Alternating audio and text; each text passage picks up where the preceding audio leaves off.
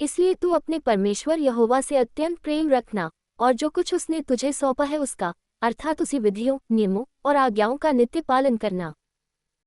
और तुम आज यही सोच समझ लो, क्योंकि मैं तो तुम्हारे बाल बच्चों से नहीं कहता, जिन्होंने न तो कुछ देखा और न जाना है कि तुम्हारे परमेश्वर यहोवा ने क्या क्या ताड़ना की और कैसी महिमा और बलवंत हाथ और बढ़ाई हुई भुजा दिखाई,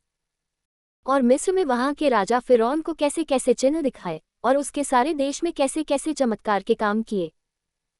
और उसने मिस्र की सेना के घोड़ों और रथों से क्या किया, अर्थात जब वे तुम्हारा पीछा कर रहे थे तब उसने उनको लाल समुद्र में डुबोकर किस प्रकार नष्ट कर डाला कि आज तक उनका पता नहीं। और तुम्हारे इस स्थान में पहुंचने तक उसने जंगल में तुमसे क्या क्या किया, और उसने रूबेनी एलियाब के पुत्र दातान और अबीराम से क्या क्या किया, अर्थात पृथ्वी ने अपना मुंह पसार के उनको घरानों और डेरों और सब अनुचरों समेत सब इसराइलियों के देखते देखते कैसे निगल लिया। परंतु यहोवा के इन सब बड़े बड़े कामों को तुमने अपनी आंखों से देखा है। इस कारण जितनी आज्ञाएं मैं आज तुम्हें सुनाता हूँ उन सबों को माना करना, इसलिए कि तुम सामर्थी होकर उस देश में जिसके अधिकारी होने के लिए तुम पार जा रहे हो प्रवेश करके उसके अधिकारी हो जाओ,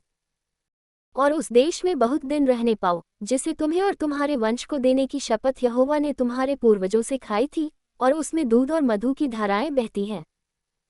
देखो, जिस देश के अधिकारी होने को तुम जा रहे हो वह मिस्र देश के समान नहीं है, जहां से निकलकर आए हो, जहां तुम बीज बोते थे और हरे साग के खेत की रीति के अनुसार अपने पांव की नलियां बनाकर सींचते थे। परंतु जिस देश के अधिकारी होने को तुम पार जाने पर हो वह पहाड़ों और तराइयों का देश है और आकाश की वर्षा के जल से सिंचता है। वह ऐसा देश है जिसकी तेरे परमेश्वर यहोवा को सुधि रहती है, और वर्ष के आदि से लेकर अंत तक तेरे परमेश्वर यहोवा की दृष्टि उस पर निरंतर लगी रहती है। और यदि तुम मेरी आज्ञाओं को जो आज मैं तुम्हें सुनाता हूँ ध्यान से सुनकर अपने संपूर्ण मन और सारे प्राण के साथ अपने परमेश्वर यहोवा से प्रेम रखो और उसकी सेवा करते रहो, तो मैं तुम्हारे देश में बरसात के आदि और अंत दोनों समयों की वर्षा को अपने अपने समय पर बरसाऊंगा, जिससे तू अपना अन्न, नया दाखमधु और टटका तेल संचय कर सकेगा। और मैं तेरे पशुओं के लिए तेरे मैदान में घास उपजाऊंगा और तू पेट भर खाएगा और संतुष्ट रहेगा। इसलिए अपने विषय में सावधान रहो, ऐसा न हो कि तुम्हारे मन धोखा खाएं और तुम बहककर दूसरे देवताओं की पूजा करने लगो और उनको दंडवत करने लगो,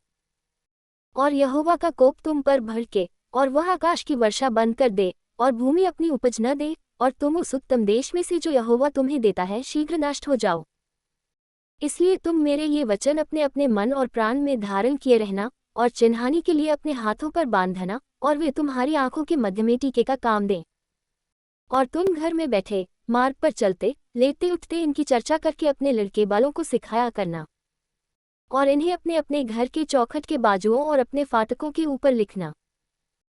इसलिए कि जिस देश के विषय में यहोवा ने तेरे पूर्वजों से शपथ खाकर कहा था कि मैं उसे तुम्हें दूंगा, उसमें तुम्हारे और तुम्हारे लड़के बालों की दीर्घायु हो, और जब तक पृथ्वी के ऊपर का आकाश बना रहे तब तक वे भी बने रहें। इसलिए यदि तुम इन सब आज्ञाओं के मानने में जो मैं तुम्हें सुनाता हूँ पूरी चौकसी करके अपने परमेश्वर यहोवा से प्रेम रखो और उसके सब मार्गों पर चलो और उससे लिपटे रहो, तो यहोवा उन सब जातियों को तुम्हारे आगे से निकाल डालेगा और तुम अपने से बड़ी और सामर्थी जातियों के अधिकारी हो जाओगे। जिस जिस स्थान पर तुम्हारे पांव के तलवे पड़े वे सब तुम्हारे ही हो जाएंगे, अर्थात जंगल से लबानोन तक और परात नाम महान से लेकर पश्चिम के समुद्र तक तुम्हारा सिवाना होगा।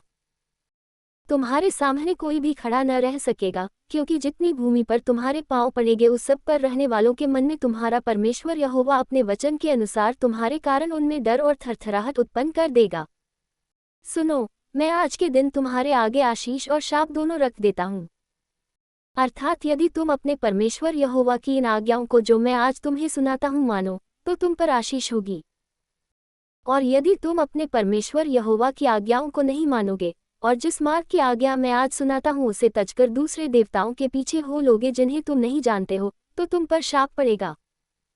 और जब तेरा परमेश्वर यहोवा तुझको उस देश में पहुँचाए जिसके अधिकारी होने को तू जाने पर है, तब आशीष गरीजीम पर्वत पर से और शाप एबाल पर्वत पर से सुनाना। क्या वे यरदन के पार, सूर्य के अस्त होने की ओर, अराबा के निवासी कनानियों के देश में, गिलगाल के सामने, मोरे के बांज वृक्षों के पास नहीं है?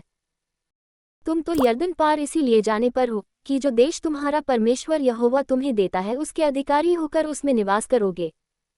इसलिए जितनी विधियां और नियम मैं आज तुमको सुनाता हूं उन सबों के मानने में चौकसी करना। जो देश